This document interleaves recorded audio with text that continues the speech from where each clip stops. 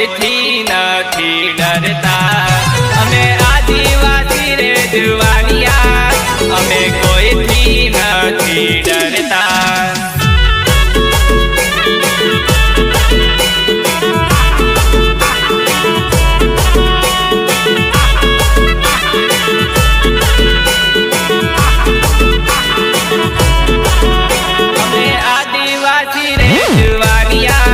अमे कोईथी नहीं डरता।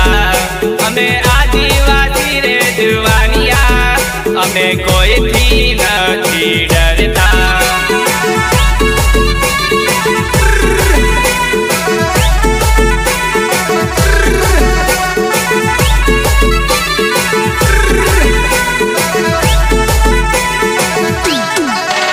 अमे कोईथी नहीं डरता। अमे आदिवासी छे जुवानिया, अमे कोईथी नहीं डरता। अमे आदिवासी छे जुवानिया।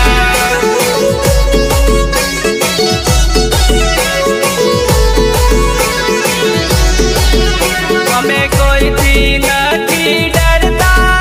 अमे आदिवासी छे जुवानिया, अमे कोईथी नहीं डरता। अमे आदिवासी छे जुवानिया। अमे हक अधिकार माटे लड़शुं, अमे जड़ जंगल जमीन बचावशुं। अमे माथा पर पागड़ी बांधशुं, अमे तिरकमठी लईने आवशुं। अमे आदिवासी रे जुवानिया, अमे कोईथी नहीं डरता। अमे आदिवासी रे जुवानिया, अमे कोईथी नहीं डरता।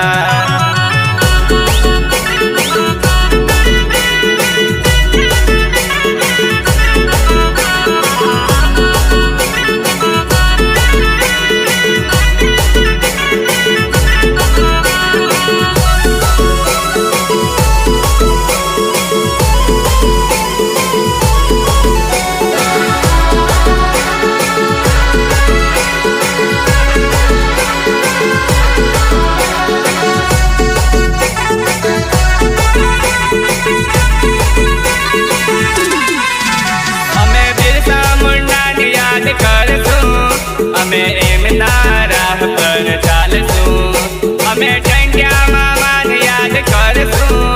अमे एमनी जेम लड़शुं।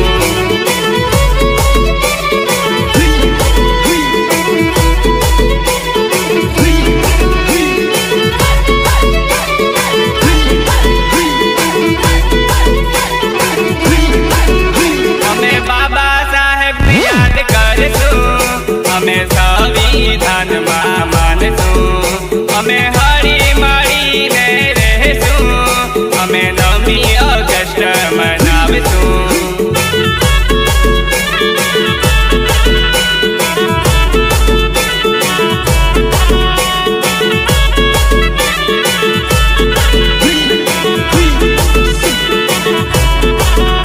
अमे आदिवासी रे जुवानिया, अमे कोईथी नहीं डरता।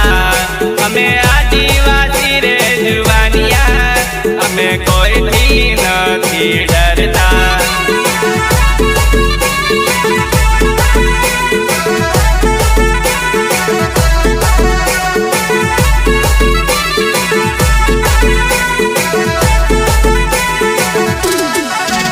अमे आदिवासी रे जुवानिया, अमे कोईथी नहीं डरता।